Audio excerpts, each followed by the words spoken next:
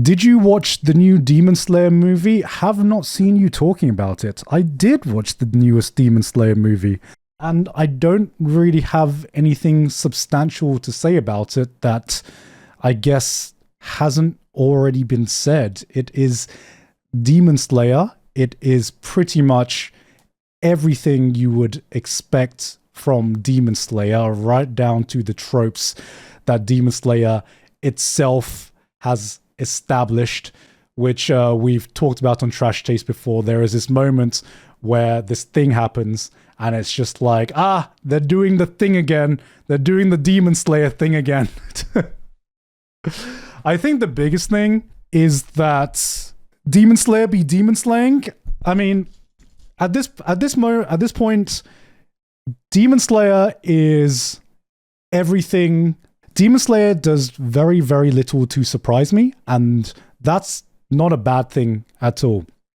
That is not a bad thing, because I go to Demon Slayer for one thing, and that is to see peak animation, hype fights, and just Ufotable putting out some of their best work. And pretty much every new iteration of Demon Slayer delivers in some way, shape, or form.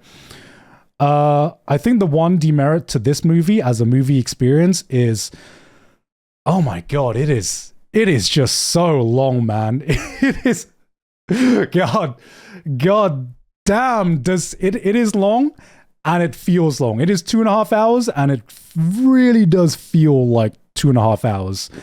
And I don't really have too much of an issue with flashbacks, because it's just the Demon Slayer thing. I think if flashbacks are done well, it's a little bit tropey, but it's not exactly the worst anime trope. I mean, let's just talk about, I'm a fan of One Piece. I'd be a hypocrite if I hated flashbacks, where, in One Piece, when the flashback happens, the tears are going to be fighting, man. You're in for a ride. And with Demon Slayer, I think that this newest Infinity Castle movie has, I think, the best flashback that Demon Slayer has produced in its series thus far. The problem is the flashback feels like it comes an hour and a half into the movie, after we'd already had 2 other flashbacks. And by the point the third flashback had hit, I was already in flashback fatigue. I was just by the point the third flashback hits, you had just come out of like a really, really hype fight, a really, really hype moment, and then the momentum just stops, and it's just like, oh, okay. And here's the thing, if it was like a weekly show, I'd be like, okay, it'd be a lot more digestible, because I'd be like, okay, I'd get time to reset my emotions, to be like, okay, I've got this hype fight. Next week, we're going to go flashback for the next 2 episodes or whatever. And then the flashback hits, and I'm sitting here in the cinema, and I'm looking at the watch, because I'm just like, all right, we got another flashback. And to be fair, the flashback, as I said, is the best flashback the Demon Slayer had done, in my opinion.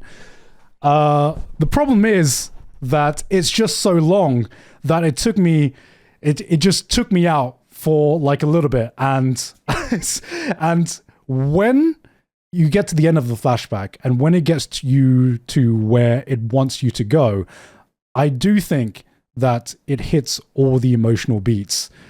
But goddamn, I just wanted to take a piss break and just be like, all right, maybe I'll catch another showing, and I'll catch you in this movie later. I'm flashback out right now. And if there's one thing I do wish that Demon Slayer did, it's instead of using the same formula of having the flashback right when they get introduced to like the demons, is that I wish more characters, I wish there were more fights where I was like properly invested in this fight before the fight happens, without needing a flashback, or maybe having a flashback arc to flesh out the stakes of this fight a lot earlier.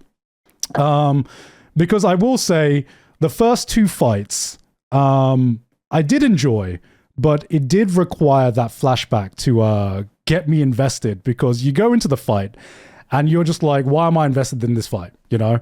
And considering we just came out of an arc that was basically the Hashira training arc, I thought an arc like that would be perfect downtime to build up the stakes of these fights that were going to happen. And I think structurally, the Infinity Castle movie would have benefited massively from that if there weren't so many flashbacks in it. Like, there's a reason why the Akaza fight was already the most hype, because you have stakes about why this fight matters. You know why these characters are invested in this fight, and that is why it is the standout fight of the entire movie. And that was stakes that was set up before this Infinity Castle fight, before the Infinity Castle happened. And I kind of wish that, you know, small change, if the first two fights had a similar build-up beforehand, I probably would have enjoyed the movie more. As it stands, still a fucking great movie. Still a very, very enjoyable movie. I went in for flashy fights, great animation, and it delivered that. And as a bonus, it pulled me in. It got me emotional with that third flashback.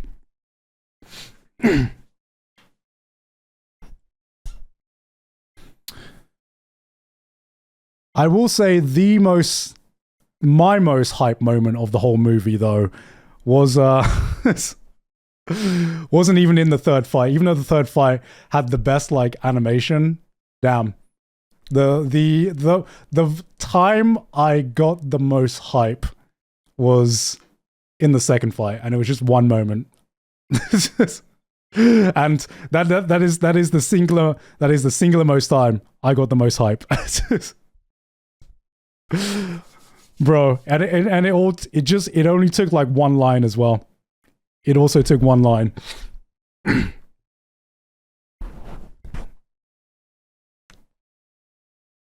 I'd like you to catch up to Amphoria's latest patch. The story ends this patch. Yes, so I've heard. What line was it? Bro, 7th form, man. That's hearing that, I'm like, no fucking way. Ain't no way. Oh yeah, the ending of the second flashback, I forgot, that got me pretty emotional as well. Because hey everyone, guess what? Everyone has a sad story. Don't want to hear it. Look, everyone in Demon Slayer has a sad story, basically. Is that the divergence meter in the background? That is. It's not on right now though. Was Zenitsu as annoying as ever? Actually, Zenitsu was the most un-Zenitsu like I'd ever seen him. And this, like, we get to see the payoff of Zenitsu just locking in. Zenitsu, I think, had some of the standout moments in it. Yo, he locked in, man. He absolutely locked in.